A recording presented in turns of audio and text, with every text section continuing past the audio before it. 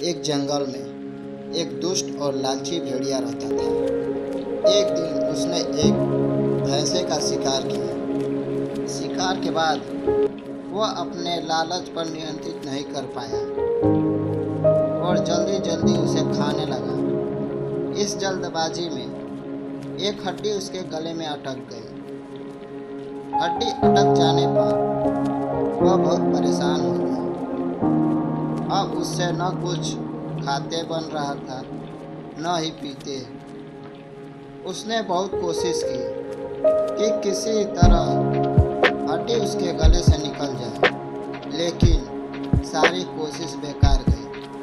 अंत में उसने किसी से सहायता लेने का विचार किया। वह सोचने लगा कि ऐसा कौन है जो उसके गले से हड्डी का टुकड़ा निकाल सकता है। बिना देर किए कुछ देर सोचने भेड़िया सारस के पास पहुंचे। सारस का ध्यान आया और बोला, सारस भाई, लंबी गले में एक हड्डी अटक गई है। वह क्या उसके मुंह में अपनी चोंच घुसाकर वो हड्डी निकाल आसानी से हड्डी निकाल सकता है। असादमंद रहूंगा, उचित इनाम भी दूंगा।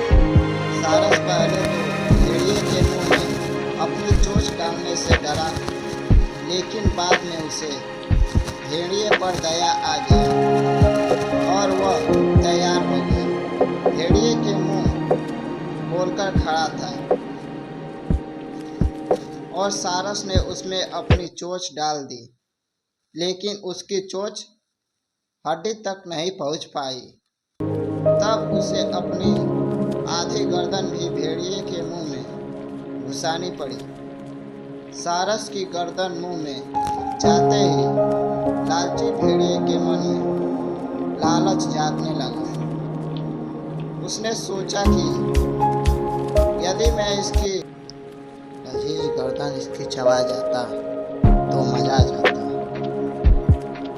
लेकिन उस समय उसे अपने गले में फंसी हड्डी निकालनी थी। इसीलिए वह मन मारकर रह गया।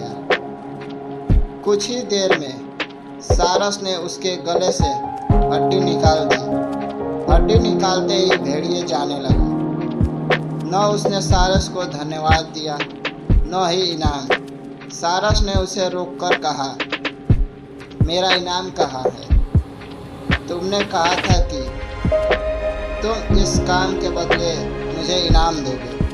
भेड़िया बोला, एक भेड़िए के मुंह में अपनी गर्दन डालकर भी तुम सही सलामत हो, क्या यह तुम्हारा इनाम नहीं है? इतना कहकर भेड़िया चला गया और सारस मुंह लटकाकर खड़ा हो गया। कहानी से सीख, लालची और दुष्ट व्यक्ति से कभी कृतज्ञ तथा पुरस्कार की अपेक्षा कभी नहीं करना चाहिए।